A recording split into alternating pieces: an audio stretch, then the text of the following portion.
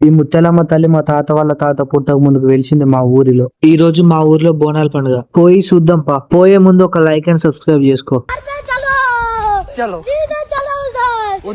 ఏ పండుగకు కలిసినా కలిసకపోయినా ఈ బోనాల పండుగ మాత్రం అందరు కలుస్తారు. పొద్దుగాల లేచి దేవునికి కొబ్బరికాయ కొడదామని పోతున్నా.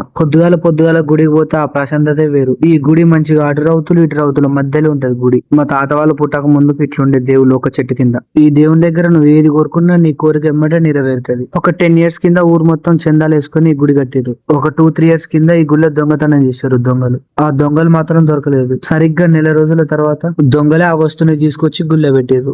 దొంగతనం చేసిన వాళ్ళ ఇంట్లో పరిస్థితులు మంచిగా లేవని అందుకే ఆ దొంగ తీసుకొచ్చి మళ్ళీ గుళ్ళ పెట్టిరని అందరు అన్నారు. అది నిజమో అబద్ధం ఇంతవరకు అయితే ఎవరు తెలియదు. ఈ ముత్యాలమ్మ తల్లికి ఖచ్చితంగా బలి ఇవ్వాల్సిందే. యానిమల్ అవర్స్ ఈ వీడియోని చూసి అందరు అయ్యా అంటారు కానీ ఇక తప్పదు, అది మా ఆచారం. నాకు కూడా బాధగానే ఉంది కానీ ఇక తప్పదు, ఏం చేస్తాం. ఆ కోసిన పొట్టెలు కూర వండుకొని కడుపు నిండా తిన్నా. ఎందుకు నీకు బతుకు పోసేటప్పుడు బాధ అనిపిస్తుంది కానీ తినేటప్పుడు ఏమనిపించదు. ఇక మా ఊర్లో సాయంత్రం ఇక బోనాల పండుగ అంటే ఖచ్చితంగా చిన్నపాటి జాతర ఉన్నట్టు ఉంటది. వాళ్ళ దగ్గర ఉన్న ట్రాక్టర్ అనే మంచి గడిగి పూజ చేసి గుడి చుట్టూ తిప్పుతారు. ఈ ముత్యాలమ్మ గుడి పక్కకే శివుని గుడి ఉంటది.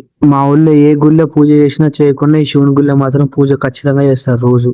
శివరాత్రి రోజు వేరే లెవెల్ ఉంటది పండుగ. ఆ రోజు కూడా కుదిరితే ఒక లాంగ్ వీడియో చేసి పెడదాం.